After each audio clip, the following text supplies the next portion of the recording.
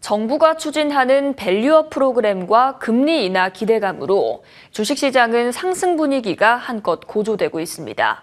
미국 대선 역시 시장엔 중요한 변수가 될 전망인데요. 잇따르는 빅 이슈에 어떤 전략을 세워야 할지 투자자 관심도 집중되고 있습니다. 머니투데이 방송은 2024 증시 대전망을 통해 올 한 해 투자 방향과 전략을 짚어봅니다. 그 첫 번째 순서로 김혜수 기자입니다. 국내 증권사 리서치센터가 내놓은 올해 코스피 예상 밴드입니다. 메리츠증권은 코스피 상단을 2,700으로 제시했고 한국투자증권과 하이투자증권은 2,750으로 잡았습니다. 삼성증권, KB증권, 현대차증권, NH투자증권, 한화투자증권은 모두 2,800선을 예상했고 DB금융투자는 가장 높은 2,950을 제시했습니다. 가장 관심이 쏠리는 빅 이벤트는 미국 중앙은행의 금리 인하입니다. 인하 예상 시기는 점차 늦춰지고 있지만 시장에선 대체로 6월에서 7월로 내다보고 있습니다. 시장엔 호재로 작용하지만 미 대선에 따른 불확실성도 염두에 둬야 합니다. 2분기 정도 가면은 이제 그 중앙은행들의 금리 인하가 좀 더 가시화되면서 그 부분이 증시의 상승세를 더 강화시킬 것으로 이제 예상을 했고요.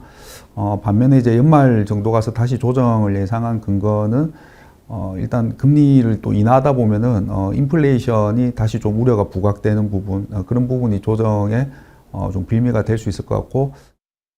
올해 증시를 좌우할 또 다른 변수로는 정부의 증시 부양책이 꼽힙니다. 정부는 저평가된 기업의 가치를 높여 한국 증시로 투자자가 찾게 하는 기업 밸류업 프로그램을 준비하고 있습니다. 오는 26일 구체적인 방안이 발표되는데 일본 도쿄거래소 사례를 벤치마크한 주주 친화 정책이 담길 것으로 보입니다. 기업들은 투자자들한테 뭐 ROE라든지 아니면은 뭐 PBR 이런 것들을 제공을 할 거고요. 투자자들은 그런 기업에 투자했을 때 여러 가지 세제 혜택을 보는 방향으로 이 정책 내용이 가름될 가능성이 높습니다. 그리고 투자자 입장에서는 과거와 다르게 이제 높은 배당을 기대할 수 있기 때문에 이미 외국인 투자자는 정책 예고가 발표된 직후 국내 증시에서 7조 원이 넘는 주식을 사들이며 시장의 기대를 높이고 있습니다.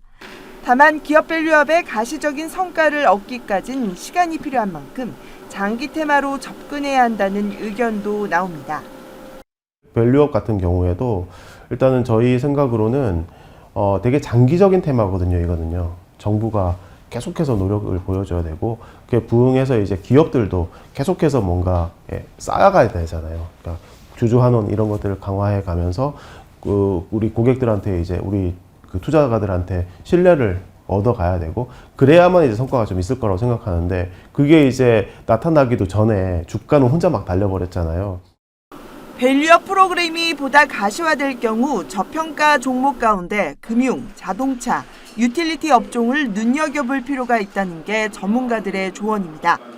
또 금리 인하가 본격화되면 소비 관련 경기 민감주로 상승 업종이 바뀔 것이란 전망도 나옵니다. 머니투데이 방송 김혜수입니다.